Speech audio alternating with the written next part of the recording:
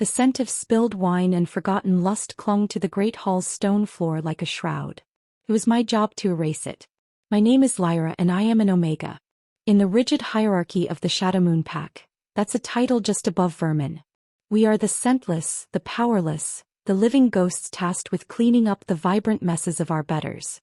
Tonight's mess was particularly potent. The annual mating ceremony had concluded just before the moon reached its zenith, a whirlwind of primal energy shifting bodies, and scents so thick they were a physical weight in the air. I hadn't been allowed to witness it, of course. An Omega's sour, negligible scent, like crushed weeds and damp earth, was considered an insult to such a sacred ritual. My role began when the last ecstatic couple had stumbled away, leaving behind a battlefield of discarded finery, overturned goblets, and the lingering perfume of their consummations. "Faster, Shadow Girl," Celine, the pack's beta female, sneered from the doorway. Her own scent, a sharp, cloying perfume of winter rose, was a stark contrast to the hall's raw musk. "The king will inspect at dawn. If he finds a single smudge, he'll have your hide and I'll be the one holding the whip." I didn't look up, just scrubbed harder at a stubborn crimson stain. "Yes, Beta." My voice was a practiced whisper, designed to be forgotten the moment it was heard. Her footsteps clicked away, leaving me in the cavernous silence. My knees ached, my fingers were raw, and a familiar bitter shame settled in my gut. I was 20 years old and my entire existence was defined by a bucket and a rag. I was born to be nothing more. In the center of the hall was the great ceremonial brazier, a massive bowl of carved obsidian where the heartwood was burned. The heartwood was the ancient, petrified core of a lightning-struck ironwood tree, a relic that, when burned, released a smoke that amplified shifter instincts and revealed the compatibility of true mates. Its ashes were sacred and I was forbidden from touching them directly. I was meant to clean around the brazier, leaving the ash for the pack elders to collect. As I worked my way toward it, my foot slipped on a wet patch of floor. I flailed, my arms windmilling as I tried to regain my balance. My hand shot out to brace myself, plunging wrist deep into the brazier. Into the still glowing silver-gray ash of the heartwood. A searing, white-hot agony shot up my arm. It wasn't the heat of a normal fire. It was something else, something elemental and alive. I screamed, snatching my hand back. The ash clung to my skin, not burning it in the way of a simple cinder but sinking into it. I frantically tried to wipe it off, but it was too late. A strange, silvery pattern, like a swirl of captured starlight, was now etched into the back of my hand, glowing with a soft, internal luminescence. Panic seized me. I had defiled a sacred artifact. This was a crime punishable by exile or death. But beneath the terror, something else was happening. A dizzying, unfamiliar heat bloomed low in my belly, spreading through my veins like warm honey. The air around me shifted. The sour, weak scent of my Omega nature was being burned away, replaced by something I couldn't identify. It was complex and intoxicating, like night-blooming jasmine, ozone before a storm, and something ancient like petrified moonlight. I scrambled to my feet, my body trembling. I had to finish. I had to get out of here before anyone discovered what I'd done, what I'd become. I worked with a frantic, desperate energy, but the new scent clung to me, a terrifying, beautiful perfume that announced my crime with every breath I took. Chapter 2: The Predator and the Prey. I had just hidden the last of my cleaning supplies when the great doors of the hall boomed open, slamming against the stone walls with the force of a thunderclap. I froze, my heart leaping into my throat. The dawn was barely a gray promise on the horizon. He was early. He filled the archway, a silhouette of raw power against the pre-dawn gloom. King Lysander. The alpha of alphas. In my 3 years here, I had only ever seen him from a distance. A formidable figure of dark hair and obsidian black leather, surrounded by his elite guard. To be in his presence alone was unthinkable. A low, guttural growl rumbled in his chest, a sound that vibrated through the stone floor and straight into my bones. It wasn't a growl of anger but of stunned, primal recognition. His head snapped up and his eyes, which I knew to be the color of a frozen forest, scanned the hall. They bypassed the shadows, the corners, and landed on me with the force of a physical blow. He moved. Not a walk but a fluid, predatory stalk that devoured the distance between us in seconds. Every instinct I possessed, honed by a lifetime of cowering, screamed at me to run, to make myself small, to disappear. But I was paralyzed, pinned by the sheer, suffocating weight of his dominance. The air crackled around him, thick with his scent, ozone, winter pine, and the unyielding authority of a king. He stopped a foot in front of me, a towering mountain of muscle and suppressed violence. His nostrils flared, and his eyes, a piercing shade of green flecked with gold, widened as he inhaled. He was scenting me. Not with the casual disinterest he would normally afford an Omega, but with a desperate, hungry intensity, like a starving man catching the scent of a feast. "What is this?" he rasped, his voice a gravelly timbre that sent a shiver of pure terror down my spine. I couldn't speak. My throat had closed up. I dropped my gaze to the floor, my body trembling uncontrollably. "Look at me," he commanded. The order was laced with an alpha's compulsion, a power that brooked no disobedience. My head lifted against my will, my eyes meeting his. Up close, his face was brutally handsome, all sharp angles and unforgiving lines. But it was the look in his eyes that shattered my composure. It was raw, undiluted hunger. He took the final step, closing the space between us. His hand shot out, fingers wrapping around my throat, not choking me but holding me, pinning me. His thumb rested on the frantic pulse hammering at the base of my neck. I gasped, a pathetic, strangled sound. "This scent," he growled, his face lowering to my neck. "It's impossible." He inhaled deeply, his nose brushing against my skin. A bolt of pure, unadulterated lightning shot through me.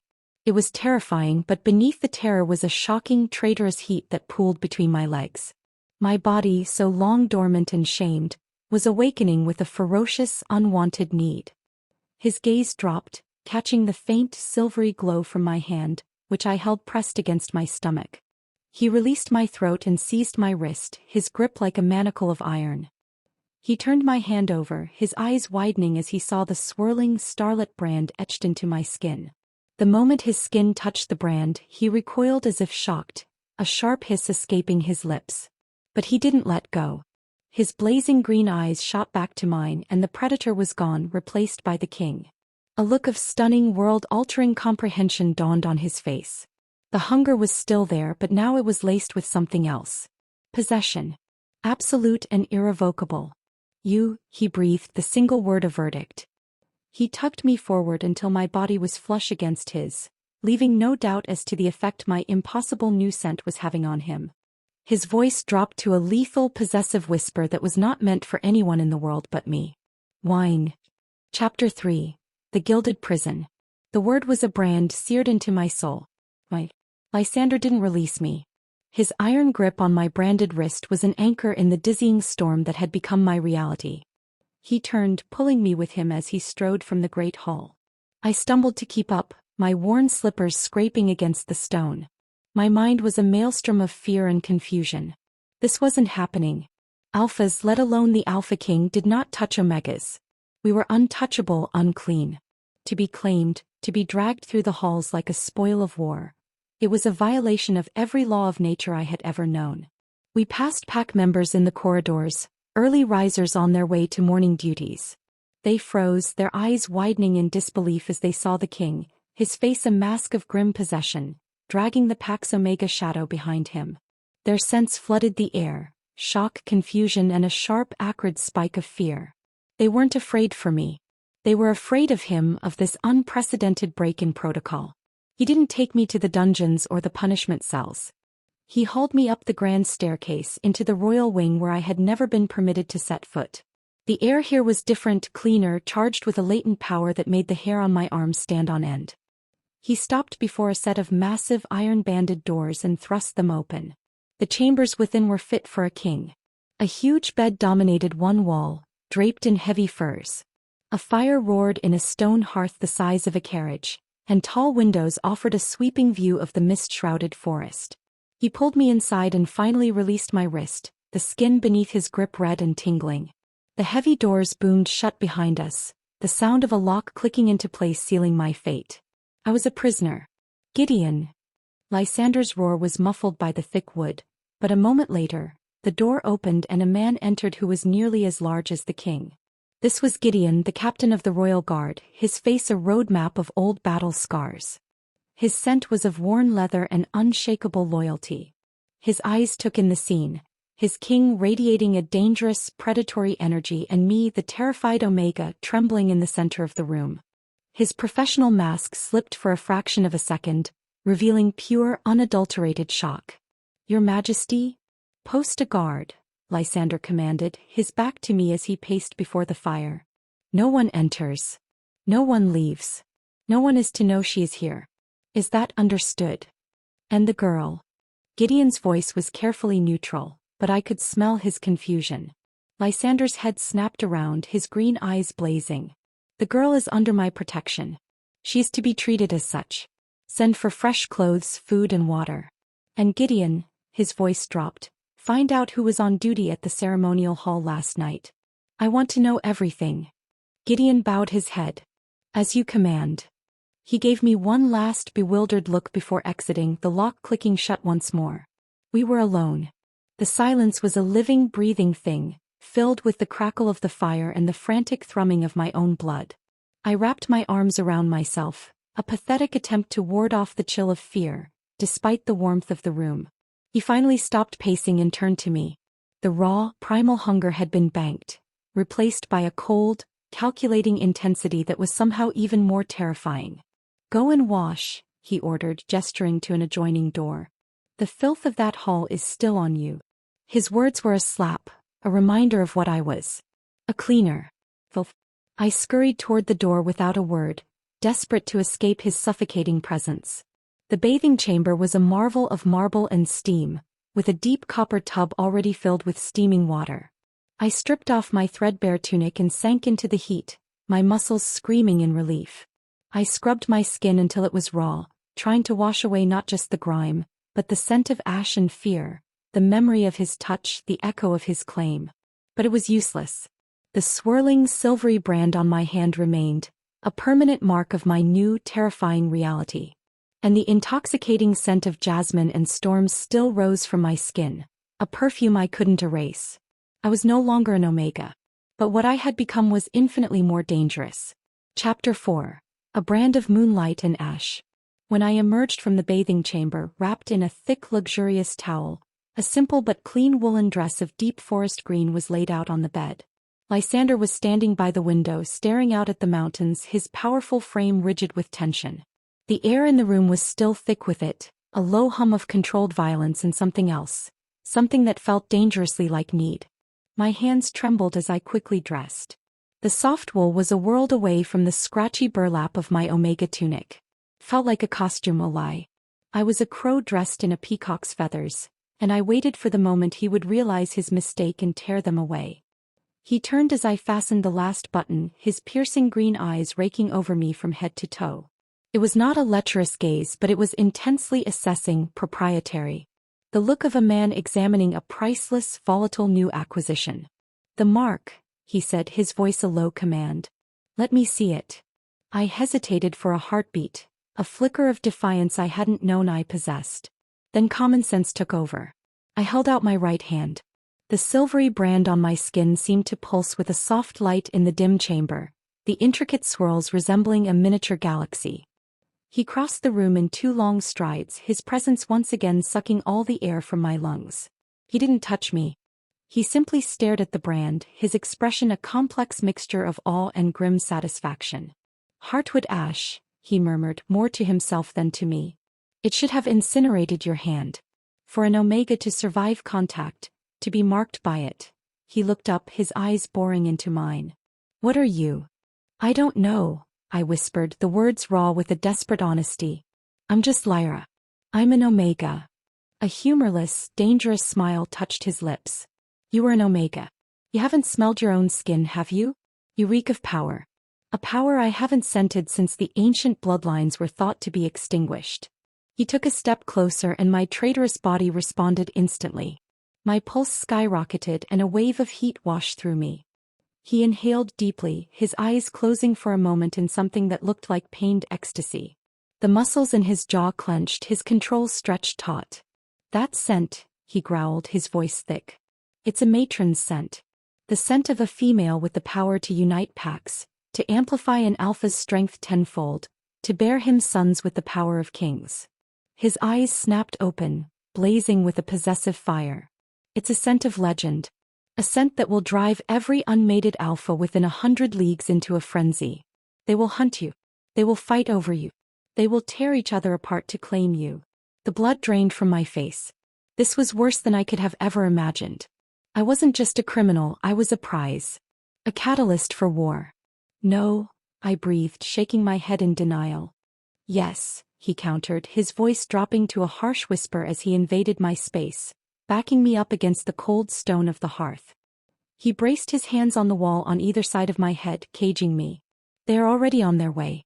They will have caught your scent on the wind the moment the ash marked you. They will be at my borders by nightfall. His proximity was dizzying. His scent, that intoxicating mix of pine and dominance, was overwhelming my senses. I could feel the heat of his body, see the flecks of gold swirling in the green depths of his eyes. Why are you telling me this? I managed to choke out. So that you understand, he murmured, his face lowering until his lips were inches from mine. You have two choices. You can run and I will let you. You will be hunted down by beasts like Forlag of the Blackrock clan, who will claim you, use you until your power is spent, and then discard you like a broken toy. Or, he paused, his gaze dropping to my lips, you can accept the claim I have already made. You can stay with me under my protection. You will be safe. You will be powerful. And you will be mine. Utterly and completely. Chapter 5. The Scent of a Coming War. His words hung in the air, a stark and terrible ultimatum. There was no third option, no path back to the quiet, miserable anonymity of my former life. That life had been burned away by the sacred ash, leaving me stranded in this terrifying new reality. The choice he offered was not a choice at all. It was a decision between a swift, brutal end and a life of servitude in a gilded cage. Before I could find my voice to answer, a sharp, urgent rapping sounded at the chamber door. Lysander didn't move, his intense gaze still locked on mine, his body still caging me against the hearth. Enter, he growled, the single word vibrating through my chest. Gideon stepped inside, his expression grim. He wisely stopped just inside the door, sensing the volatile energy in the room. Your Majesty, he said, his voice tight with urgency. Forgive the intrusion, but scouts have just reported in. A war party has been spotted approaching the southern border. They fly the banner of the Blackrock clan. Lysander's body went rigid. A low, feral snarl rumbled in his chest. Forlag. He spat the name like a curse. He is moving fast, my king, Gideon continued. Far too fast for a diplomatic visit. He's traveling with his elite guard. It's an invasion force. The king finally pushed away from me, the sudden absence of his heat and presence leaving me feeling strangely cold and exposed. He stalked to the center of the room, every line of his body screaming aggression. He was no longer the possessive male who had cornered me, but the alpha king preparing for war. He scented her, Lysander said, his voice a low, dangerous rumble. The moment the heartwood marked her, Forlag knew. That carrion eater has always been attuned to the old magics. What are your orders? Gideon asked, his hand instinctively moving to the hilt of the greatsword at his hip. Double the border patrols. I want every warrior on high alert. Send a message to our allies in the Silver Creek Pack. I want them to watch our northern flank. And prepare the war council. I want them assembled in 1 hour. Lysander's commands were sharp, decisive, the orders of a man born to lead. He turned back to Gideon, his eyes glinting like shards of emerald ice. And Gideon, let it be known that the Omega girl Lyra died in a cleaning accident this morning. A tragic, regrettable event. My blood ran cold. He was erasing me. Wiping my old identity from the world. Gideon nodded, his face unreadable. And this woman? He asked, his gaze flicking to me for a fraction of a second. This woman, Lysander said, turning his full attention back to me, his gaze sweeping over me with an unnerving possessiveness, is a guest under my personal protection. A distant relative from a fallen bloodline whose safety is now my highest priority. She is not to be spoken to. She is not to be approached. Her identity is a matter of pack security. Do you understand? Perfectly, Your Majesty. Gideon bowed and swiftly exited, leaving us once again in the charged silence.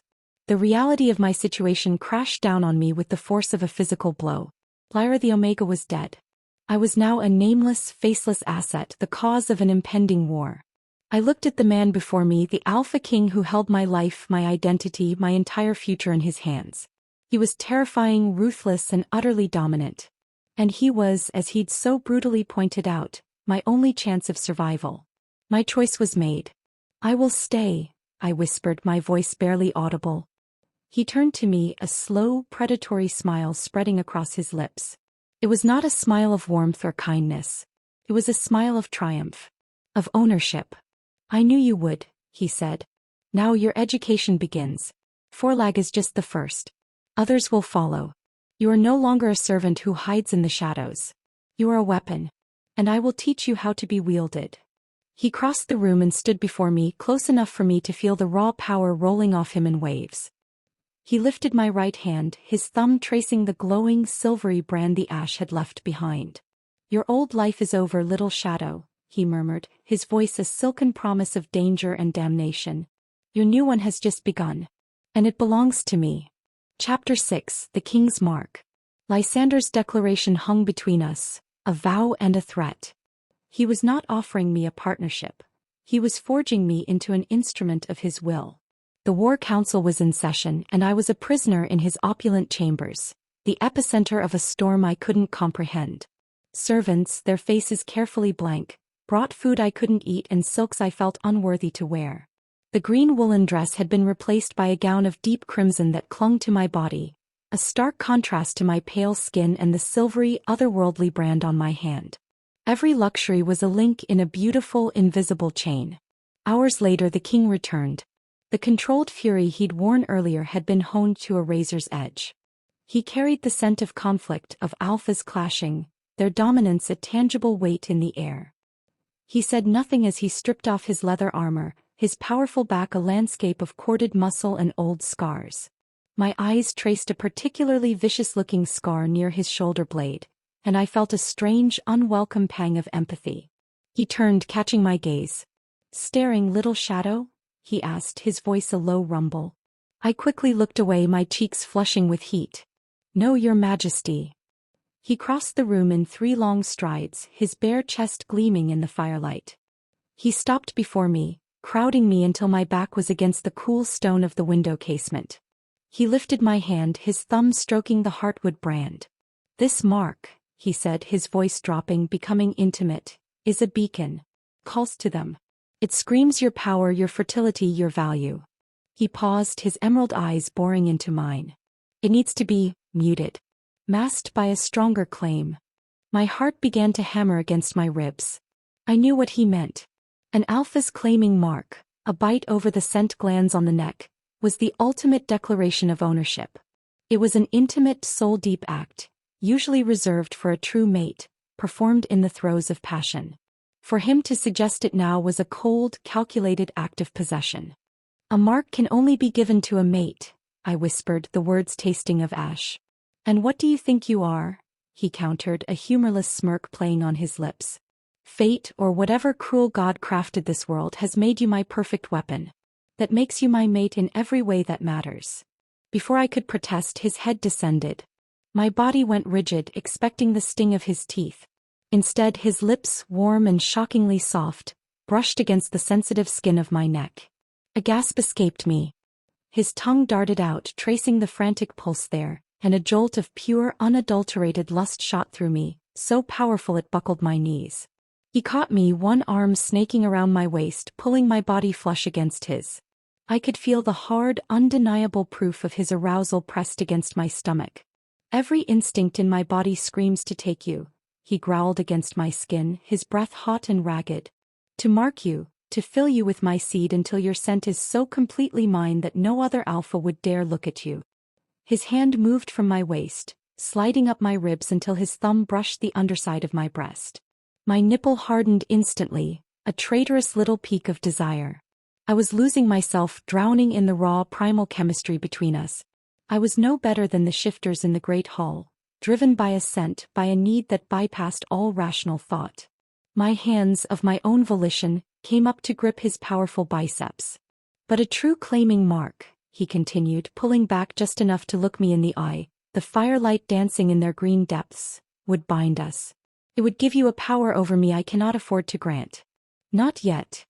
His gaze was intense, a battle of lust versus control raging within him. So we will settle for a temporary solution. He released me abruptly and stalked to the hearth, retrieving a small ornate silver box. He opened it, revealing a thick, dark unguent. The scent that wafted from it was sharp and herbal with a metallic tang. Moon iron unguent, he explained, scooping a small amount onto his fingers. It's a poison to our kind in large doses. In small amounts, it disrupts scent signals. It will burn, but it will hide the power of that brand from any but the most sensitive noses. He came back to me, his expression unreadable. Give me your hand. I flinched but obeyed. He took my hand, his grip surprisingly gentle, and began to smear the cold, dark paste over the silvery brand. The moment it touched my skin, a searing, chemical fire erupted. It was 1,000 times worse than the heartwood ash. A scream tore from my throat and tears streamed down my face. I tried to pull away, but he held me fast. Endure it, he commanded, his voice tight as he worked the unguent into my skin. The pain was excruciating, a living agony that consumed my entire being. Through the red haze of pain I could feel him, his power a comforting, steadying presence against the onslaught. I collapsed against his chest, my body shaking with violent tremors, and he held me, his arms a cage of unyielding strength, until the fire finally, blessedly, began to recede, leaving behind a dull, throbbing ache and the scent of my own tears. Chapter 7. The Alpha of Blackrock. The next day passed in a blur of pain and dread. My hand was a swollen, angry red, the silvery brand now hidden beneath a crust of the dark unguent. I was a prisoner not just in the king's chambers but in my own body. Lysander left at dawn, his royal guard at his heels, to meet Forlag at the border. The silence he left behind was a heavy, suffocating blanket. He returned long after nightfall.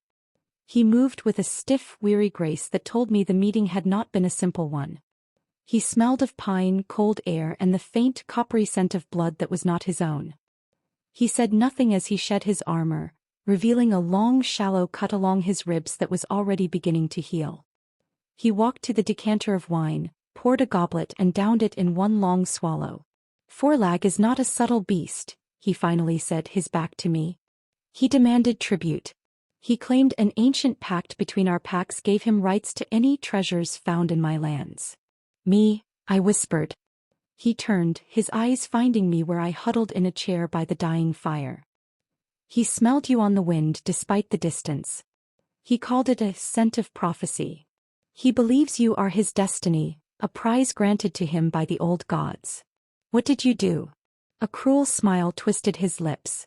I reminded him of a more recent pact, one I made with his father after I crushed his army at the Battle of the Red River. I reminded him that his head only remains on his shoulders by my good grace. He flexed his hands, his knuckles white. He challenged me, of course. A challenge of dominance. I broke 3 of his ribs and his jaw before he yielded. I stared at him, horrified and morbidly fascinated. He spoke of such brutal violence with a chilling, matter-of-fact calm. This was the reality of his world, a world of dominance and submission, where life and territory were decided by tooth and claw. He will not be deterred so easily, Lysander continued, pouring another goblet of wine. He has agreed to withdraw, for now. But he has invoked the right of suitors. He has made a formal claim for your hand, to be decided by the Council of Alphas at the next full moon. Like what happened in the hall, I murmured, a new kind of dread coiling in my stomach. I was no longer just an asset to be hidden, but a prize to be formally contested. Exactly. He crossed the room and sank into the chair opposite me, the firelight casting his handsome face in a demonic dance of shadow and light. He leaned forward, his elbows on his knees, his gaze pinning me in place. Forlag is the first. Others will follow his lead. You are now the most sought-after female on the continent. Every unmated alpha who learns of your existence will make a claim. He studied me, his expression unreadable. I have bought us a few weeks of time. Time I intend to use. Forlag and the others think they are coming to claim a timid, magical prize they can lock away in their towers. They will be disappointed. His eyes gleamed with a dangerous strategic light. When they arrive for the council, they will not find a frightened Omega. They will find a woman who knows her own power. A woman who answers to no one but her king. He reached out, his fingers gently tracing the line of my jaw. His touch was no longer just possessive. There was something else there, something that felt disturbingly like pride. They are coming to hunt, he whispered, his thumb stroking my lower lip, sending a jolt of heat straight to my core. But by the time they arrive, my little shadow, you will be the predator and they will be the prey. Chapter 8. Lessons in Power. Lysander's words were not hyperbole. My education began the very next morning.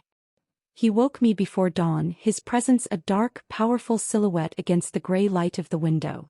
He tossed a bundle of clothes onto the bed, soft leather leggings, a simple linen tunic and sturdy boots. Practical, functional clothing. Armor.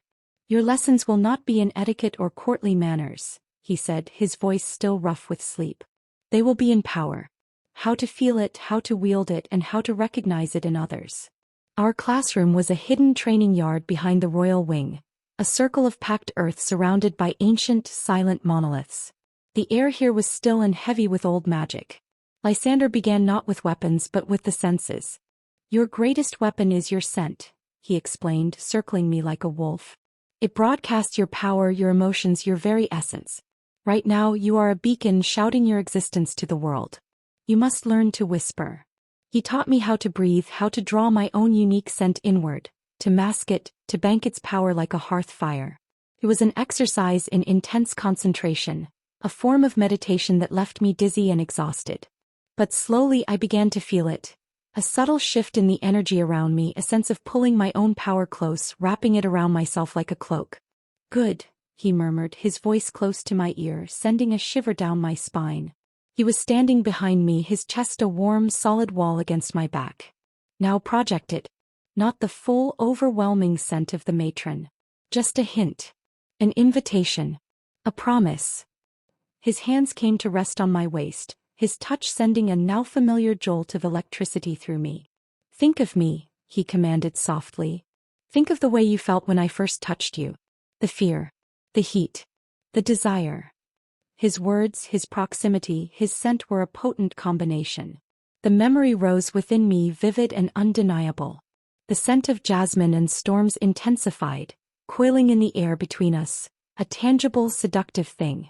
Lysander's breath hitched and his grip on my waist tightened, his fingers digging into my hips. A low growl rumbled in his chest, a sound of pure, possessive hunger. Enough, he rasped, stepping away abruptly as if burned. He was breathing heavily, his eyes blazing, a fierce battle for control waging on his face. You learned too quickly. The days that followed were a grueling routine of lessons.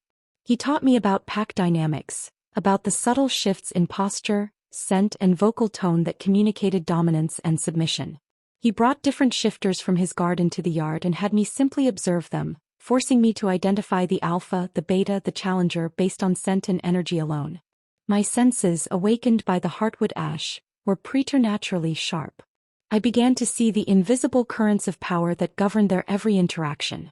The physical training was even more brutal. He didn't teach me to fight like a warrior with a sword or an axe. He taught me to fight like an Omega who had been cornered her whole life. He taught me to use my smaller size as an advantage, to find weaknesses, to be ruthless and efficient. They will underestimate you, he said as we sparred, his much larger body easily deflecting my clumsy attacks. They will see a soft human-like female. A prize. They will not be expecting a viper. He lunged and I reacted on instinct, dropping low and sweeping his legs out from under him. It was a move he had drilled into me 100 times. He went down with a surprised grunt, his massive body hitting the packed earth with a thud. I was on him in an instant, a small training dagger pressed against the vulnerable flesh of his throat, just as he had taught me. We were flush against each other, my thighs straddling his hips, my chest heaving with exertion. The position was shockingly intimate. His scent, earthy and masculine, filled my senses. His hands came up to grip my waist, and for a heart-stopping moment, I thought he would flip me, would reassert his dominance. Instead, his thumbs began to stroke my hips in slow, hypnotic circles. His eyes, mere inches from mine, softened, the emerald green darkening with a raw, undeniable desire. The air crackled. The world narrowed to the space between our bodies, the heat, the scent, the unspoken need. The training dagger suddenly felt very far away. He was going to kiss me. I wanted him to. My lips parted in anticipation, my body arching into his. This was no longer a lesson. It was a surrender. Chapter 9, The Ghost in the Halls. The moment shattered. Lysander's expression hardened, the lustful haze in his eyes clearing, replaced by the cool, calculating mask of the king. He gently but firmly pushed me off him and rose to his feet in one fluid motion, leaving me kneeling on the cold earth, my body thrumming with an unfulfilled ache. "The lesson is over," he said, his voice flat. He turned and walked away without another word, leaving me alone in the training yard with the ghost of a kiss and the bitter taste of my own foolishness. He was my king, my captor, my teacher. Not my lover. The lines between those roles were becoming dangerously blurred, and he had just drawn one with brutal clarity. Humiliation burned in my cheeks. I had offered myself to him and he had rejected me. The sting was sharper than any physical blow. He kept his distance for the next few days. My lessons continued, but they were conducted by Gideon. The stoic captain was a patient, if uninspiring, teacher. He lacked the king's dangerous intensity, the predatory grace that made every training session a high-stakes dance of dominance and desire. I missed it more than I cared to admit. Left to my own devices in the evenings, a restless energy consumed me. The opulent chambers had become a cage. I began to explore. The guards posted at my door under strict orders from the king did not stop me as I slipped out, a ghost in a crimson gown haunting the royal wing. I learned the castle's secret paths, the servants' corridors that ran behind the grand tapestries, the winding staircases that led to forgotten battlements. It was on one of these nocturnal wanderings that I found the royal library. It was a cavernous space, smelling of old parchment and beeswax. I ran my fingers over the leather-bound spines, a hunger for knowledge, for anything that might help me understand what I had become, gnawing at me. In a dusty, forgotten corner I found a section dedicated to pack lore and legends. One book, bound in cracked, faded leather with no title, drew me in. The script was ancient, the language archaic, but I could decipher enough to understand. It spoke of the old magics, of a time when the lines between shifters and the elemental world were thin. It spoke of the matrons. The book confirmed what Lysander had told me. The matrons were females of immense power, capable of binding packs together. But it also revealed something he had conveniently omitted. The heartwood ash did not create a matron. It only awakened the power in a female who already carried the dormant bloodline. I was not a random accident. I was the descendant of a lost line of ancient, powerful priestesses. But there was a darker passage, one that made my blood run cold. It spoke of the bonding. A matron's power was tied to her alpha. Once claimed, she amplified his strengths, but she also mirrored his weaknesses. If her alpha was noble, her power was a force for creation and healing. But if he was cruel, ambitious, a tyrant, her power would magnify his darkness, becoming a tool of destruction and despair. The bond did not just chain the female to the male, it chained her very soul to his. I closed the book, my hands trembling. This was the true nature of the choice before me. I was not merely choosing a protector or a mate. I was choosing which man's soul I would be bound to for eternity. I thought of Forlag's brutality, of the other alphas who would soon be arriving, their ambitions and desires a palpable threat. And I thought of Lysander. His ruthlessness, his possessiveness, his cold, calculating ambition. Was his soul one I could bear to be chained to? A floorboard creaked behind me. I spun around, my heart leaping into my throat. Lysander stood in the arched doorway of the library, cloaked in shadow, his face unreadable. "Learning our history, little shadow?" he asked, his voice a soft, dangerous whisper in the silent room. "You didn't tell me," I accused, my voice shaking with a mixture of fear and anger. "You let me believe I was some kind of freak, an accident. You didn't tell me this was in my blood." He moved out of the shadows into a sliver of moonlight from a high window. "I told you what you needed to know to survive. The subtleties of your ancestry were irrelevant." Irrelevant. I shot back, a reckless fury overriding my fear. "The book says the bond mirrors the alpha's soul. That's not irrelevant, it's everything. How can I choose when I don't know what kind of man you truly are beneath the crown and the armor?" A tense, heavy silence descended. He stared at me, his emerald eyes glittering in the darkness. I had challenged him, questioned him, something no one in his pack would dare to do. I braced myself for his anger, for the cold, cutting dismissal. Instead, he did something that shocked me to my core. He closed the distance between us, took the ancient book from my trembling hands and set it aside. Then he took my hands in his grip surprisingly gentle. "Then I will show you," he said, his voice stripped of its royal command, raw and vulnerable in a way I had never heard before. He lifted my branded hand and pressed his lips to the back of it, a gesture of shocking tenderness. "I will show you everything." Chapter 10: The King's Ghost. His words were a promise that sent a tremor of hope and terror through me. Over the next few days he did just that. He took me out of the gilded cage of the royal wing and showed me his kingdom. He did not show me the war councils or the training yards. He showed me the soul of his pack. We walked through the lower villages where the Omegas and lower-ranking shifters lived.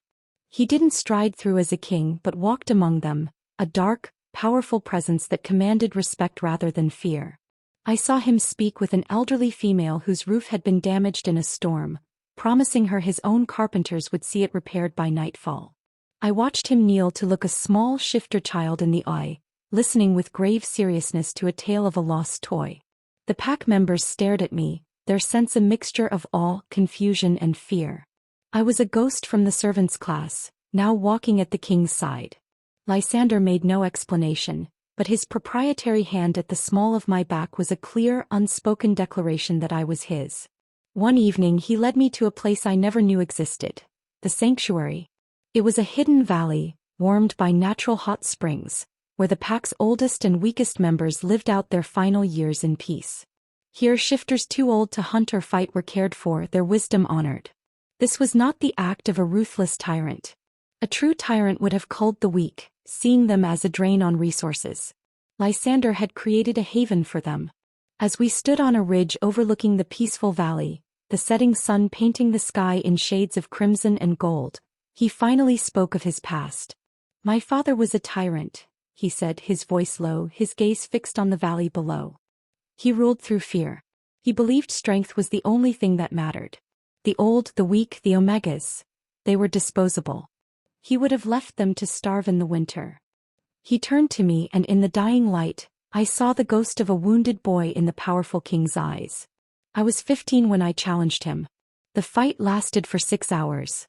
When it was over, I was the Alpha King and my father was dead at my feet. He looked down at his own hands as if seeing the blood there still. I swore on his grave that I would be a different kind of king.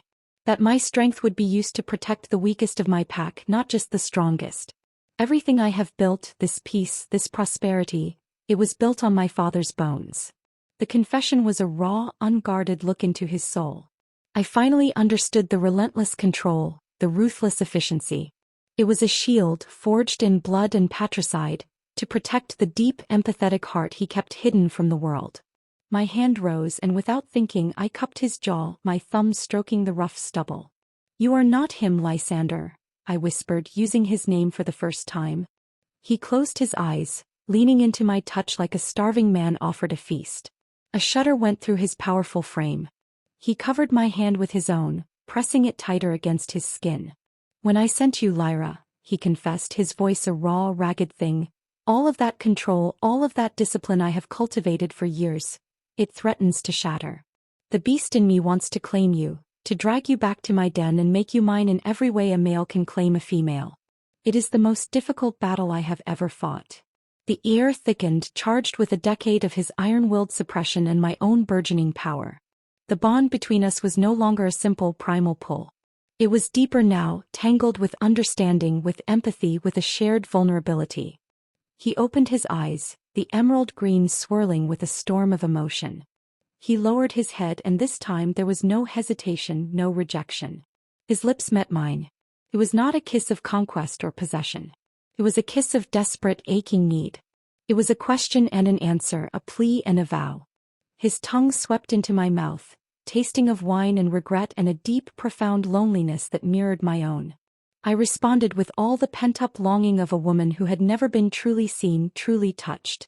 My arms wrapped around his neck, pulling him closer, my body molding against his. The world fell away, leaving only the two of us, A king haunted by his past and a former slave haunted by her future, finding a fragile, explosive sanctuary in each other's arms. This was no longer about a choice. It was about an inevitability. Chapter 11. The Soul in the Scars. The kiss was a cataclysm. It shattered the carefully constructed walls between king and subject, teacher and student, leaving in its wake a raw, thrilling and terrifying intimacy. When we finally broke apart, gasping for breath under the twilight sky, the world had been irrevocably remade. The invisible bond between us was no longer a subtle current. It was a roaring river threatening to sweep us both away. We walked back to the castle in a charged silence, Lysander's hand now holding mine, his thumb stroking the sensitive skin of my palm. It wasn't the grip of a king claiming property, but of a man anchoring himself to his only source of light in a dark world. Back in the gilded prison of his chambers, the dynamic had shifted completely. He was no longer just my protector. He was a man consumed by a decade of suppressed need, and I was the one who had finally struck the match. He led me not to the main chamber but into his private bathing room, a space of dark slate and steam rising from a pool sunk into the floor. He said nothing, his eyes communicating everything. He unlaced the back of my tunic, his knuckles brushing against my spine, sending shivers of fire through my skin. I let the practical leather clothes fall to the floor, standing before him in nothing but the faint, silvery moonlight filtering through a high window. He didn't touch me. He simply looked, his gaze tracing every curve of my body with a raw, reverent hunger that made me feel more beautiful than any gown or jewel ever could. I saw his own scars in the moonlight, the network of silver lines that crisscrossed his powerful torso, each one a story of a battle fought and won. Without thinking, I stepped forward and traced the largest one, the one that curved over his heart. "My father's last gift," he murmured, his voice thick with a pain that had never healed. "You are not him," I whispered again, the words a sacred vow. I rose on my toes and pressed my lips to the scar, a gesture of acceptance, of healing. A ragged groan tore from his chest. He tangled his hands in my hair, tilting my head back as he claimed my mouth again, this time with a desperate, searching passion. He stripped off his own clothes with an urgent, almost violent grace, and then he lifted me into his arms and carried me into the steaming water of the pool. The heat was a shock, enveloping us, isolating us from the world. He didn't take me. He held me, my body floating against his, our legs tangled together in the water. He taught me about the bond not with words but with feelings. He guided me, showing me how to open my mind to the river of sensation between us, to feel the edges of his emotions as clearly as my own. I felt the crushing weight of his crown, the profound loneliness of his power, and beneath it all, a fierce, unwavering devotion that was now aimed entirely at me. In turn, he felt my years of fear, the sting of shame, the quiet resilience that had kept me from breaking. He kissed the places where my memories were darkest, his lips a balm against the phantom aches of a lifetime of servitude. We didn't speak. We communicated in a language older than words, a language of shared souls. That night, submerged in water and steam, I learned that true intimacy wasn't about the joining of bodies, but about the bearing of scars. And I knew with a certainty that settled deep in my bones, that I would never again be afraid of the dark, for I had found the one soul who could meet me there. Chapter 12. The Serpent in the Court. The fragile peace of our newfound intimacy was shattered the next afternoon with the arrival of the first suitor. It was not the brutish forelag but an alpha of a different, more insidious breed. Alpha Kalen of the Sunstone Peaks arrived with a small, elegant retinue, his banner a golden sunburst that seemed an affront to the moody grays of the Shadowmoon territory. Lysander was forced by protocol to receive him in the great hall, the very place my life had been upended. I stood at his side, no longer a step behind him but truly beside him. I wore a gown of deep emerald green that matched the king's eyes, a silent, deliberate statement. The pack had been informed of my true identity, a long-lost distant cousin of a noble bloodline, now under the king's personal wardship. The story was thin, but with the king's authority behind it, no one dared question it. Kalen was everything Lysander was not. Where Lysander was a creature of shadow and brutal strength, Kalen was golden and light, with a courtly smile and eyes the color of warm honey. His scent was of sun-warmed citrus and dry spices, pleasant and non-threatening. He was devastatingly handsome and he knew it. King Lysander, he said, his voice a smooth, cultured baritone as he offered a respectful bow. Thank you for your hospitality. The rumors that have reached our lands are astonishing. His golden eyes slid to me, his smile widening. And it seems they did not do the lady justice. His gaze was appreciative, but beneath the charm I felt a sharp, probing intelligence. He was assessing me not as a female but as a strategic asset. My training with Lysander kicked in. I met his gaze, my chin held high, and offered him a cool, regal nod, projecting an aura of untouchable authority. Alpha Kalen, I said, my voice steady. Welcome to Shadow Moon. A flicker of surprise crossed his features. He had expected a shy, overwhelmed girl, not a woman who met his gaze as an equal. I felt a surge of triumph, and beside me, I sensed Lysander's fierce, possessive pride through our bond. That evening, a formal dinner was held. Kalen was a masterful courtier, charming the pack elders and flattering the beta females. He directed much of his conversation at me, asking intelligent questions about my supposed lineage, testing the boundaries of my fabricated story. Lysander remained a thunderous, silent presence at my side, his jealousy a palpable force I could feel pressing against my skin.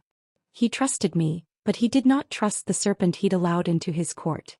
Later, as Kalen was recounting a tale of a hunt, he casually reached across the table, his fingers brushing mine as he gestured to a platter of fruit. The touch was fleeting, but the intent was clear. A jolt, cold and unwelcome, shot up my arm. Through the bond, I felt Lysander's reaction. A wave of pure, murderous rage so potent it almost made me gasp. The beast inside him, the one he fought so hard to control, was roaring. He wanted to tear Kalen's throat out for daring to touch me. I placed my hand on his thigh under the table, a silent plea, a reminder. I squeezed, channeling a wave of calm, the first lesson he had ever taught me. I am yours. He is nothing. He didn't relax, but the murderous pressure receded slightly. His hand came down to cover mine, his grip crushingly tight. The message was clear. The game had begun, and the king was not playing for sport. Chapter 13. A Whisper of Treason. Kalen was more dangerous than I had imagined. He didn't challenge Lysander with open aggression, but with whispers and smiles. He spent the next day walking the castle grounds, speaking to pack members, his charming demeanor a mask for his insidious work. I could feel the ripple effects through the castle's atmosphere, the faint scent of doubt, the subtle shift in the guard's posture. He was planting seeds of dissent, suggesting that Lysander was a tyrant, holding me captive, denying me my right to choose freely. That afternoon I sought refuge in the royal library. The scent of old parchment was a comfort, a shield against the cloying perfume of courtly intrigue. I was reaching for a book on a high shelf when a shadow fell over me. "Allow me," a smooth voice said.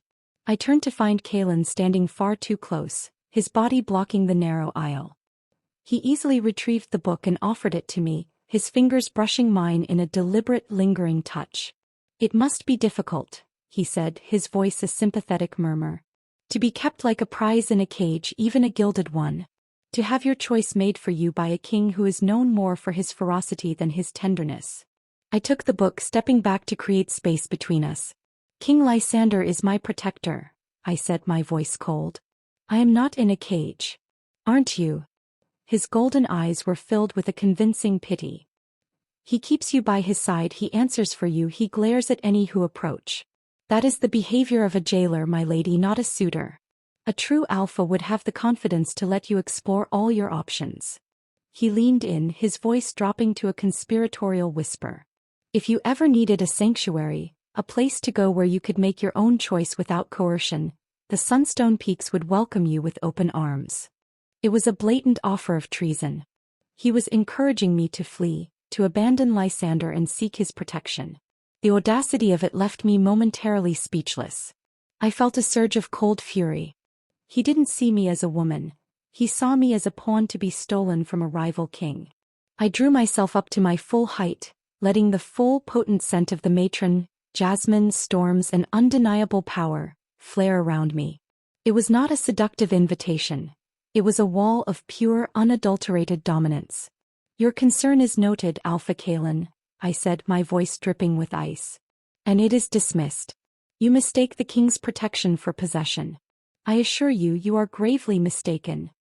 His charming smile faltered, and for the first time, I saw a flicker of something cold and reptilian in his eyes. He had underestimated me. He had thought me a simple girl easily swayed. He bowed stiffly. As you wish, my lady. He left me standing in the aisle, my heart hammering with the aftermath of the confrontation. I had faced him down. I had won. But as the adrenaline faded, a chilling thought remained. He was not a man who would accept defeat gracefully. That night when I told Lysander what had happened, his reaction was terrifying. The beast he kept so tightly leashed broke free. A feral roar ripped from his chest, and he swept a decanter of wine from a table, sending it crashing against the stone wall. He dared, he snarled, pacing the room like a caged tiger, his eyes glowing with a terrifying inner light. He dared to try and turn you from me. In my own home. He stopped in front of me, his body thrumming with violent energy. He grabbed my shoulders, his grip just shy of painful. You are mine, Lyra, he growled, his face inches from mine. Not by right of claim, not by decree of some council. You are mine by right of soul. I saw you when you were nothing. I knew you when you were a ghost. No golden, smiling serpent will ever take you from me. His mouth crashed down on mine, a brutal, possessive kiss that was more of a brand than a caress. It was a kiss of rage, of fear, of a desperation so profound it was a physical entity. He tore at the laces of my gown, his hands rough and impatient. This wasn't the tender lover from the baths. This was the alpha king, his control shattered, his primal need overwhelming him. He backed me against the wall, his powerful body pinning me, his knee parting my thighs. He was going to take me right here, right now, to mark me so thoroughly that Kalen's scent would be burned from my memory. And the most terrifying part was I wanted him to. Chapter 14. A Queen's Decree. Just as the world was narrowing to the feel of his body against mine, the frantic pounding beat of our hearts, a loud formal banging on the chamber door ripped through the charged atmosphere. Your Majesty. Gideon's voice was urgent, strained. Forgive me, but you are needed. Forlag of the Blackrock clan has arrived. He has bypassed the formal welcome and is demanding an audience in the Great Hall. He brings a gift. Lysander froze, his body rigid against mine. A string of curses, low and vicious, escaped his lips. The spell was broken. He pulled back, his chest heaving, his eyes still blazing with a mixture of thwarted lust and fresh fury. He ran a hand through his hair, visibly wrestling his beast back into its cage. Dress, he commanded, his voice hoarse. You will come with me. A formal dinner had been hastily arranged. The great hall was a tinderbox of tension. Forlag, a mountain of scarred muscle and brutal power, sat opposite us, his presence a dark, malevolent blight. His scent was of spilled blood, iron and carrion. Beside him on a velvet cushion was his gift. The severed head of a massive snow leopard, a creature sacred to the mountain clans, its dead eyes staring accusingly at the ceiling. It was a calculated insult, a display of savage power meant to intimidate. The other alphas who had arrived, a quiet, watchful man named Silas and a young, arrogant alpha named Ren, sat silently observing the unfolding drama. Kalen watched with a faint, amused smirk, clearly enjoying the chaos he had helped to stoke. Forlag ignored the food, his small, piggish eyes fixed on me.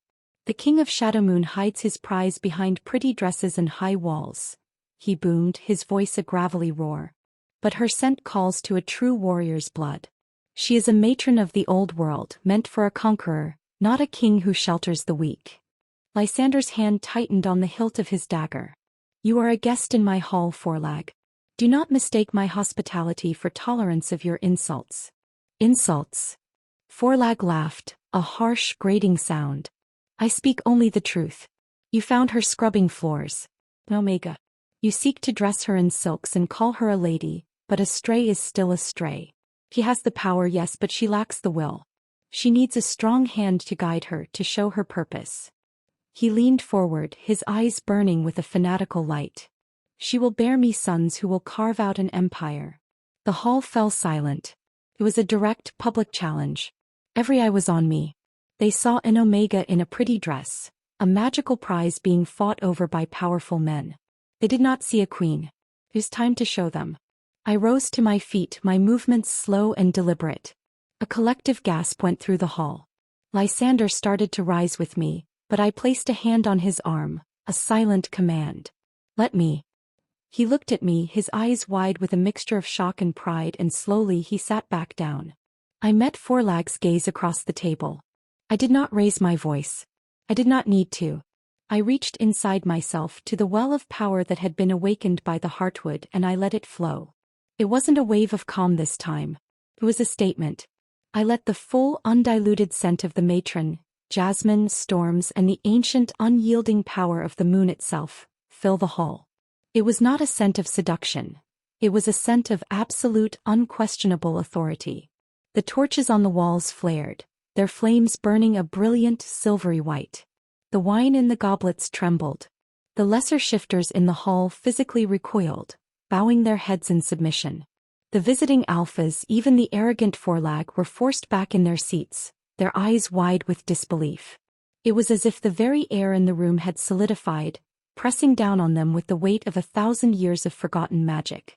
You speak of my will, Alpha Forlag, I said, my voice quiet but echoing in the unnatural silence with immense power. But you know nothing of it. You see a prize, but you are blind to the power before you. You speak of strength, but you understand only brutality. I let my gaze sweep over all the visiting alphas. I am not a stray to be claimed. I am not a weapon to be wielded. I am not a prize to be won. My eyes finally landed back on Lysander, and my voice softened, becoming a vow that every soul in that hall could hear. I am the matron of the Shadowmoon Pack. And I have already chosen my king. Chapter 15. A Vow in the Heart of the Storm. The silence that followed my declaration was absolute, profound. It was as if the world had stopped breathing. The silvery light from the torches slowly receded, the pressure in the air eased, but the impact of my words, of my power, lingered. I had not just stated a preference. I had issued a royal decree. Forlag stared at me, his jaw, the one Lysander had broken, hanging slack. The brutal confidence had been wiped from his face, replaced by stunned, fearful awe. Kaelin's smug smirk was gone, his golden eyes wide with a shocked recalculation. I had changed the rules of the game. This was no longer a contest for a prize. It was a petition to a queen. I sat back down, my body trembling with the aftereffects of wielding so much power. Under the table, Lysander's hand found mine, his grip warm and steady. Through our bond, I felt a tidal wave of his emotions. Overwhelming pride, fierce, possessive love, and an arousal so potent it was almost a physical blow. He was looking at me as if seeing me for the first time, not as the Omega he'd saved, but as the magnificent, powerful queen who had just brought his rivals to their knees without lifting a finger. The dinner ended in a tense, subdued affair. The visiting alphas offered their formal goodnights, their demeanor drastically changed. They were no longer suitors attempting to charm a prize. They were diplomats in the presence of a foreign power they had gravely underestimated. When we were finally alone in the sanctuary of our chambers, the dam of Lysander's control broke. He swept me into his arms, lifting me off my feet, and kissed me with a desperate, worshipful passion. It was not the savage, angry kiss from before, but the kiss of a man who had just witnessed a miracle. "High Queen," he breathed against my lips, his voice thick with an emotion I couldn't name. "High, fierce, magnificent Queen." He carried me to the bed, laying me down on the soft furs as if I were the most precious, fragile thing in the world. He didn't take me. He simply worshipped me. He kissed a trail from my lips, down my throat, over the frantic pulse at my collarbone. He knelt before me and took my right hand, pressing his lips to the back of it, then turning it over to kiss the palm, and finally his tongue darted out to trace the angry, scarred skin where the unguent had hidden the brand. "No more hiding," he murmured. He went to the bathing chamber and returned with a soft, damp cloth. With an infinite, painstaking tenderness, he began to wipe away the dark, crusted paste. It stung, but I didn't flinch. As the last of the unguent was cleansed, the silvery heartwood brand was revealed, no longer a source of fear but a mark of my power, my heritage. It seemed to glow brighter than before, pulsing with a soft, silver light in the firelit room, a perfect match to the starlight in my soul. He looked from the brand on my hand to the fierce devotion in my eyes. "The right of suitors is a formality now," he said, his voice a low, confident growl. "They will make their claims tomorrow before the full moon, but the outcome is already decided. You chose me. I've always chosen you, Lysander, I whispered, the truth of it settling in my heart. From the moment you caught my scent in that hall, my soul recognized yours. He rose and stood over the bed, a magnificent king surveying his entire world. The firelight danced on his scarred, powerful body. The air crackled with the promise of the coming dawn, of the ceremony, of the final consummation of a bond forged in ash and shadow. Tomorrow, he vowed, his voice a raw, husky promise that vibrated through every nerve in my body, before the pack and the gods I will formalize my claim. I will mark you.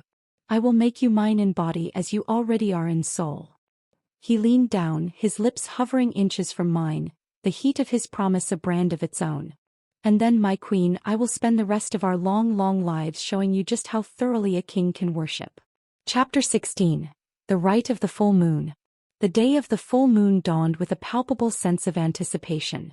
A heavy, expectant silence hung over the castle, the calm before a storm.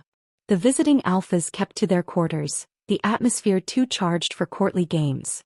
My choice had been made, my decree issued, but the ancient laws still had to be honored. The rite of suitors was a sacred tradition, a formal ceremony where each alpha would present his claim before the pack and the moon goddess herself. It was a final public test of my resolve. Lyra, the beta's assistant who had once scorned me, now attended to me with a quiet, almost fearful reverence. She helped me dress, not in a gown of power like crimson or emerald, but in one of simple, luminous white silk. It was the traditional color for the rite, symbolizing purity of intent. My only adornment was my mother's pendant, which Lysander himself had fastened around my neck that morning, his fingers lingering on my skin in a possessive, promising caress. As dusk fell, the entire pack gathered in the ceremonial clearing, a natural amphitheater deep in the heart of the forest. A massive bonfire roared in the center, its flames leaping towards the darkening sky. The full moon, a perfect silver disk, was just beginning to rise above the ancient trees, bathing the clearing in an ethereal glow. I walked to the center of the clearing with Lysander at my side. He was a king in his element, dressed in black leather and furs, his presence a commanding force of nature. He did not hold my hand or touch me, maintaining the formal distance the rite required, but I could feel his energy, a protective, possessive aura that wrapped around me like a shield. We took our places before the pack elders, facing the bonfire. One by one, the suitors stepped forward to make their formal claims. It was a fascinating study in power and personality. Alpha Severin, the old traditionalist, spoke of honor and duty, offering me a life of respected stability. Alpha Run, the arrogant youth, boasted of his virility and the strong sons he would give me. Alpha Silas, the quiet observer, spoke of a peaceful partnership, a joining of his pack's wealth with my power. They were hollow words, political proposals for an asset they coveted. Then came Kalen. He had shed his charming facade, his golden eyes burning with a cold, resentful light. He spoke not of what he could offer me but of what Lysander could not. He offers you a cage, Lady Lyra, Kalen declared, his voice ringing with false sincerity. He will chain your power to his ambition. He is a king born of shadow and violence. Can a soul forged in darkness truly offer you anything but the same? I offer you light. I offer you freedom. Choose me and I will show you a world beyond these suffocating woods. His words were poison, skillfully designed to sow doubt, to paint Lysander as a possessive tyrant. I felt a flicker of unease from the pack members around us. Lysander remained impassive, a statue carved from granite, but through our bond, I felt the beast within him strain at its leash, enraged by Kalen's audacity. Finally, it was Forlag's turn. He strode forward, his brutal presence a stark contrast to Kalen's polished venom. He did not offer words. He offered a demonstration. A matron's power is meant for conquest, he roared. Not for keeping peace with weak neighbors. He drew his massive war axe. The king of Shadowmoon protects you. A true mate would empower you. He slammed the butt of his axe on the ground. Show them your strength, priestess. Strike me down if you can. Prove you are worthy of a conqueror's seed. It was a trap. If I attacked him, I would be seen as savage and uncontrolled. If I refused, I would appear weak, validating his claim that I needed a stronger hand to guide me. The clearing held its breath. I did neither. I met Forlag's gaze, and instead of projecting power or fear, I projected nothing. I drew my scent, my energy, my very presence inward until I was a void, a blank space in the center of the circle. I became the invisible Omega girl once more. Forlag faltered, his aggressive posture deflating. My lack of response confused him. He had prepared for a fight or a surrender, not for utter irrelevance. His challenge hung in the air, impotent and ridiculous. Then I turned my back on him. It was the ultimate insult, an act of dismissal so profound that it was more effective than any magical attack. I walked to Lysander, who stood waiting, his eyes blazing with a fierce, triumphant pride. I took his hand. "My choice is made," I said, my voice clear and unwavering for all to hear. "I choose my king." Chapter 17. The Claiming. The moment I declared my choice, the formal rite was over. A collective sigh of relief and acceptance rippled through the Shadow Moon pack. But for us, the true ceremony was just beginning. Lysander's hand tightened on mine, and he led me to the center of the clearing, directly before the roaring bonfire, into the full, brilliant light of the moon. The air grew thick, charged with a magic that was ancient and wild. This was the claiming. This was the final, irrevocable binding of souls. Lysander turned to face me. The king, the warrior, the strategist, all of it fell away, leaving only the man, his emerald eyes raw with a decade of loneliness and a lifetime of love he was finally allowing himself to feel. "I, Lysander, Alpha of the Shadow Moon pack," he began, his voice a deep, resonant vow that seemed to shake the very ground beneath our feet. "Take you, Lyra, last daughter of the moon, as my mate, my queen, and the other half of my soul. I offer you my strength to be your shield." He raised my hand and pressed his lips to the back of it. "I offer you my heart to be your home." He placed my hand over his chest, where his heart hammered a frantic, primal rhythm. "And I offer you my life, to be yours for as long as the moon shall rise." Tears streamed down my face, hot and cleansing. My own voice was thick with emotion as I made my vow in return. "I, Lyra, matron of the Shadow Moon pack, take you, Lysander, as my mate, my king, and the anchor of my soul. I offer you my power to be your balance." I placed my other hand over his. "I offer you my healing to soothe your scars." I reached up and gently touched the scar above his heart. "And I offer you my love, to be your sanctuary for all of our days." He framed my face with his hands, his thumbs stroking away my tears. "Then it is done," he whispered, his voice for me alone. He lowered his head, and his mouth claimed mine in a kiss that was both a tender promise and a fierce, possessive brand. The world around us dissolved into a blur of moonlight and firelight. Through the kiss, I felt the bond between us snap into its final, unbreakable form. It was no longer a river but an ocean, vast and deep, our minds and souls now completely, irrevocably intertwined. I felt his every thought, his every emotion as if they were my own. And he in turn felt mine. There were no more secrets, no more doubts.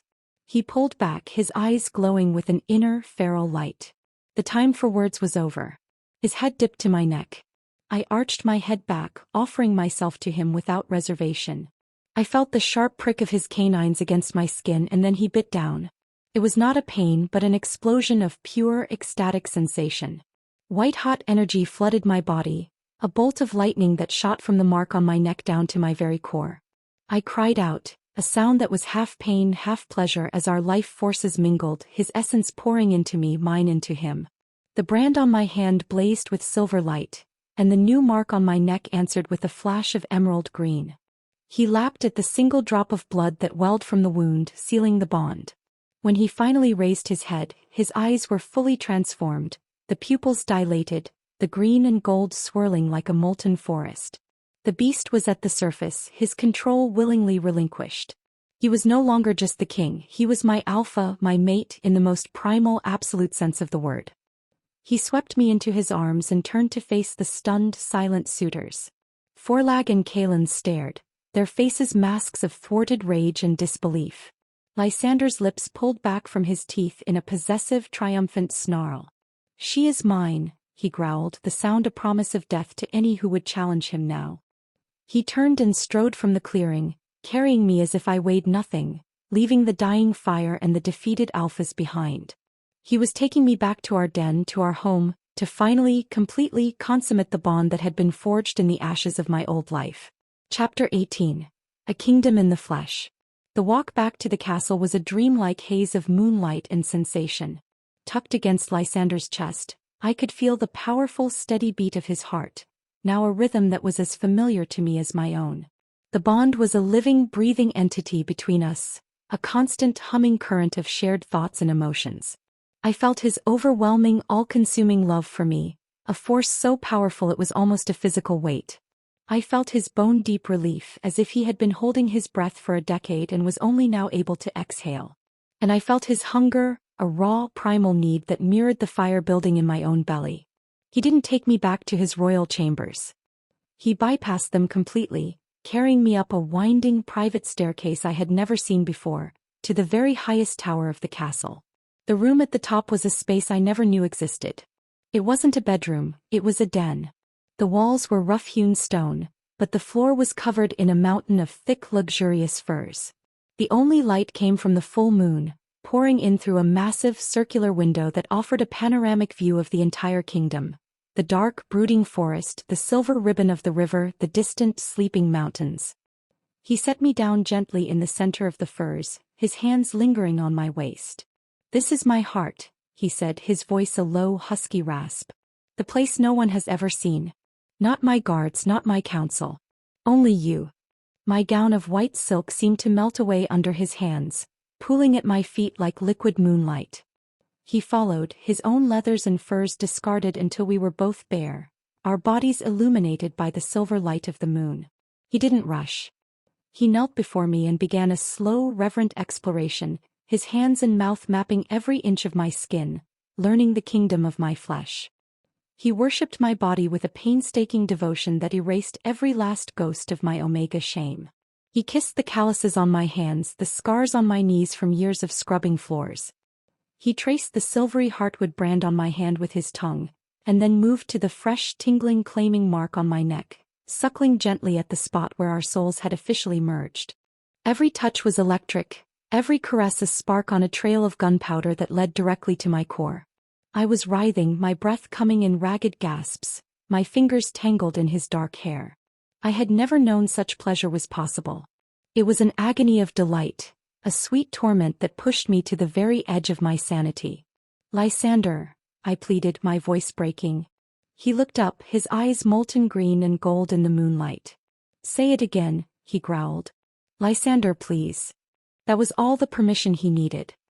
He moved over me, his powerful body blanketing mine, and with one slow, deliberate thrust he joined us. The world exploded. It was not just a physical joining. Through the bond I felt everything he felt. I felt his fierce, possessive joy at finally being home. I felt the overwhelming love that had been his secret burden for so long. I felt the beast within him finally finding its mate, its balance. And he felt my release, the shattering of a lifetime of loneliness, the glorious, exultant freedom of a ghost finally becoming flesh and blood. Our bodies moved in a rhythm that was both ancient and new, a dance of dominance and surrender, of power given and received. The pleasure was so intense, so all-consuming, that it transcended the physical, becoming a spiritual experience. With every thrust he wasn't just claiming my body, he was claiming my past, my present, my future. He was filling all the empty spaces inside me with himself. As the climax built, a storm of power gathered in the room. The heartwood brand on my hand blazed with silver light, and the claiming mark on my neck pulsed with an answering emerald glow. The magic of the matron and the power of the Alpha King swirled together, a vortex of pure elemental energy. When the release finally came, it was a supernova, a blinding flash of light and sensation that ripped a scream of pure ecstasy from both our throats. Our mingled power washed out from the tower, a wave of moonlight and shadow that swept over the entire kingdom, a silent, magical declaration to every living creature that the king had found his queen, and their reign had just begun. Chapter 19. The Price of Peace. We lay tangled in the furs, our bodies slick with sweat, the scent of our consummation, jasmine, pine, storm and moonlight, a potent, sacred perfume in the tower den. The bond between us was a calm, deep ocean now, the turbulent waves of our joining having settled into a profound, unbreakable peace. For the first time in my life I felt completely, utterly safe. As the first hints of dawn began to paint the eastern sky, Lysander stirred, his lips brushing against my temple. They will be gone, he sent the thought through our bond, a clear, silent communication that was now as natural as breathing. All of them? I asked, my own thoughts a soft whisper in his mind. All of them, he confirmed. Kaelin is too proud to remain where he has been so thoroughly defeated. Forlag is a beast, but he is not a fool. He knows to challenge me now would be suicide. My power, amplified by yours, is something this continent has not seen in 1,000 years. He was right. When we finally descended from the tower, the castle felt different. It was lighter, the oppressive tension of the last few days gone, replaced by a calm, humming energy. Gideon met us in the great hall, his scarred face split by a rare, genuine smile. They are gone, my king, my queen, he said, the new title rolling off his tongue with a natural, heartfelt respect. All of them. They rode out before sunrise. A wave of relief so profound it made me dizzy washed over me. It was over. The challenges, the threats, the political games. It was all over. But Gideon's expression sobered slightly. A messenger arrived from Alpha Kaelin just before he departed. He delivered this. He held out a simple sealed scroll. Lysander took it, his expression hardening. He broke the seal and read the short message, his jaw tightening. Without a word, he handed it to me. The script was elegant, the words deceptively simple. A king of shadows has claimed his prize. But even the deepest shadows are banished by the rising sun. A new day is coming. It was not a concession of defeat. It was a promise of a future war. He will not rest, Lysander sent to me through the bond, his thoughts a cold, hard certainty. He will see our bond not just as a political loss, but as a personal insult. He will spend years gathering allies, sowing dissent, waiting for any sign of weakness. The weight of our new reality settled on me. We had won this battle, but the war for our future, for the peace of our kingdom, was far from over. My power, our bond, had not just brought us together. It had painted a massive target on our backs. I looked at Lysander, at my king, my mate. I saw the weight of the crown settle back onto his shoulders. He had found his sanctuary in me, but I had also become his greatest vulnerability. I curled my fingers around his, drawing his attention. Then let him come, I sent, my thought a whisper of pure, unyielding steel. Let them all come. A king is not the only one who can rule. A predator is not the only one who can hunt. He looked down at me and a slow, dangerous smile spread across his face. He saw the fire in my eyes, the iron in my soul. He saw the Omega who had survived, the matron who had awakened, and the queen who was ready to fight for her kingdom. The Council of Elders has requested a formal address this morning, he said aloud, his voice once again filled with royal command. They wish to hear their new queen speak. He lifted my hand to his lips. What will you tell them? I smiled back, a mirror of his own dangerous confidence. I will tell them that the age of shadows is not over, I said, my voice ringing with a newfound power that was entirely my own. It has just been given a heart. And a queen. Chapter 20. The Queen of Shadow and Moon. We entered the great hall not as king and consort, but as two sovereign rulers. The pack elders and the entire court were assembled, their faces a mixture of awe, respect, and uncertainty. They had a new queen, a creature of legend made flesh, and they did not yet know what that meant for them, for their future. We did not go to the ornate thrones on the dais. Instead, we stood in the center of the hall, on the very spot where my old life had burned away and my new one had begun. The morning sun streamed through the high windows, illuminating the swirling, silvery brand on my hand. Lysander spoke first, his voice a powerful, resonant declaration that needed no crown to command authority. You have known me as your king. You have known me as your protector. Today you know me as a mate. The moon goddess has seen fit to return to us what was lost. Our pack is whole once more. He turned to me, his love and pride a tangible force in the room. I present to you Lyra of the Shadow Moon Pack. My matron. My queen. He stepped back, leaving me alone in the center of the hall. Every eye was on me. This was the final test. Not a battle of magic or dominance, but a battle for the hearts and souls of my new people. I did not speak of power or prophecy. I spoke of them. I see many faces here that I know, I began, my voice clear and steady. For years I served you. I cleaned your halls, I washed your clothes, I moved through this castle as a ghost. I let my gaze drift over the crowd, meeting the eyes of servants, warriors, and elders alike. I know what it is to be overlooked, to be deemed worthless, to feel that your only purpose is to serve those with greater strength. I held up my branded hand. This mark did not give me power, I declared, my voice ringing with unshakable conviction. It awakened a power that lies dormant in all of us. The power of perseverance. The power of a soul that refuses to be extinguished, no matter how deep the shadows.